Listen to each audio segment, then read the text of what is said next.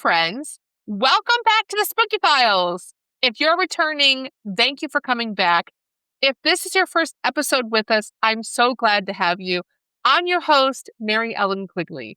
This is where we dive into the paranormal, the unexplained, the I swear I saw something, but I don't want to admit it moments that we all have. Today's episode is called When Kids Say Things They Shouldn't Know. Now listen. Kids can already be creepy without even trying. They stare into corners. They talk to people who aren't there. They say things casually that make adults freeze and question every life choice they've ever made. What makes these stories different is that they're not about imagination or pretend play. They're about knowledge, specific knowledge, the kind of knowledge that kids were never taught, things they couldn't have learned. These are the kind of moments where adults stop laughing and start listening.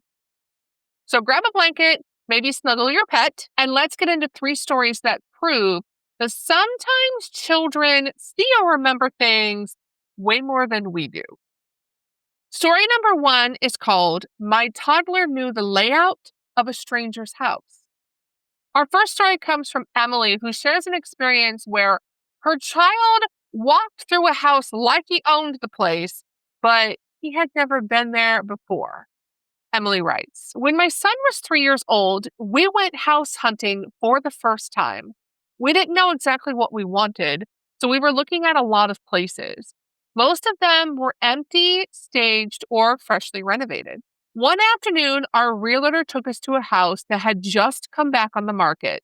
It was older, early 1900s, but beautifully maintained.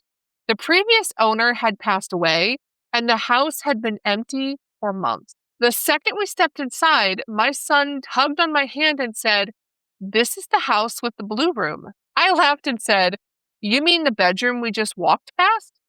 He shook his head and said, "No, the blue room is upstairs. It's not for guests." That stopped me. We hadn't gone upstairs yet, and there was nothing blue visible from where we stood. As I moved through the house, he started sharing things about the house that totally creeped us out. He would say things like, "There's a bathroom behind this door. There's a closet in there, but it's small. There used to be a mirror at the end of the hall, but it broke." Everything he said was right. When we went upstairs, he walked straight down the hall and turned left into a bedroom. And before we could even see into the room, he said, "This is the blue room." And it was. The walls were a pale blue. I asked him how he knew where everything was, and he looked at me like I was being silly. "I lived here before," he said. "I was old. I had bad knees." I laughed it off in the moment because kids say weird things. But then he added very casually, "I died in the downstairs room. I fell." The realtor froze. I froze. My son kept walking like nothing happened. Later that night, I Googled the address. My son was correct. The previous owner was an elderly man who died after a fall in the living room. We didn't buy the house. Okay, I don't even know where to start with this one because what? What gets me is how her son was so casual when he said these things, like no big drama, no buildup, just talking about it like it's totally normal that you're remembering a house you lived in a previous life. Yeah, I just lived here and I died. Like, what? So creepy. Even more creepy is that she was able to verify the details about the previous owner. Stories like this make me wonder how much kids remember before we teach them to forget. I know reincarnation is a touchy subject for a lot of people. I myself still question whether or not I think it's real because it goes against so much of what I was taught growing up. But one thing is for sure, there are a lot of stories out there from kids that remember things that happened in past lives. And this was a good example of that. All right, let's move on to story 2. And this is the kind of story that makes teachers question reality itself. Story number 2 is called The Girl at Recess Who Disappeared. This story comes from a person who wishes to remain anonymous, but they've been teaching elementary school for about 15 years. And they start the story by saying, "I've seen a lot of weird things at school, but this is one I still can't explain." They write, I teach third grade in a small rural community, so I know all the kids in my class. I know their siblings, their parents, and most of their routines. One afternoon during recess duty, I noticed a little girl standing by herself near the fence. She wasn't one of my students, but that's not unusual because sometimes kids from other grades wander. She looked about 7 or 8, brown hair and pigtails, wearing an old fashioned dress like something out of a school picture from the 1980s. I walked over and asked if she was okay. She smiled and said, I'm not supposed to be here long. I assumed she meant she was sick or waiting for someone, so I asked her name. She told me. I don't remember the name now, which still bothers me more than anything else that happened that day. We talked for maybe 10 minutes. She told me she liked the swings, but wasn't allowed to use them anymore. She said the school used to look different, smaller. Then the bell rang. I turned to usher the kids inside, and when I looked back, she was gone. I asked the other teachers if they'd seen her. No one had. I asked the office to check the attendance lists for new students, but no one new had been added to the class lists recently. When I described her to a veteran teacher while making copies, the veteran teacher went pale. She told me a girl matching that description had died on the playground decades earlier after an accident during recess. She had fallen backwards off the swings and hit her head. I still do recess duty by the fence sometimes, but I've never seen her again. I don't know what it is about playground hauntings, but this one hits differently. Schools are full of so many different emotions: energy, fear, joy, growth, curiosity, just all the normal things that come along with being in a school setting. And when something tragic happens there, it doesn't feel surprising that it might leave a mark. What chills me most is the line, I'm not supposed to be here long. Like maybe she just came back for a short visit or something. And there's something really sweet about that, but also incredibly sad. All right, take a deep breath because our final story combines family history, childhood fear, and one sentence that will make your blood run cold. Story 3 is called Mom, That's the Man Who Watches Me Sleep.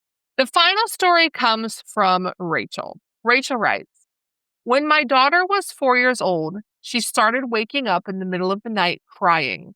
Not screaming or panicking, just quiet tears, like she was trying not to wake anyone else up. At first, I thought it was nightmares. She had just started preschool, so I thought it was the new routine, new people, and the fears that come from starting school. But when I asked her what was wrong, she said, there's a man in my room. I asked her what she meant. She said, he comes in after you go to bed. That stopped me. I asked her what the man looked like, fully expecting something vague, like a shadow or a monster, something made up from a scary story or one of those Halloween books we had read. Instead, she said, he's tall. He wears a brown jacket. He stands by the door and watches me. I asked if he talked to her. No, she said, he just looks at me. I checked her room, looked in the closet, under the bed, behind the door. Nothing. But this went on for weeks. Every few nights, she'd wake up crying and say, he's here again. Always the same description, always in the same place in the room, standing by the door. I asked her if he scared her. She thought about it and said, he makes me feel heavy. That word stuck with me. I couldn't figure out what she meant by heavy. One afternoon, we were at my parents' house looking through old photo albums that my mom inherited when my grandmother passed away. They were the kind with yellowed pages and those sticky plastic covers that cling to the pictures. My daughter was flipping through them when she suddenly stopped and pointed at a black and white photo. She said, that's him. I laughed at first. That's who? I asked. She tapped the picture again. That's the man who watches me sleep. My stomach dropped. The photo was of my great uncle who died decades before I was born. No one talked about him. He had unalived himself, which was something that caused my family a lot of shame. I called my mom into the room. When she saw the photo that my daughter was pointing at, her face went completely white. She whispered, that's the room he died in. For backstory, the house we lived in was my grandmother's house. It had been in the family for generations, and the house was passed to us after she died.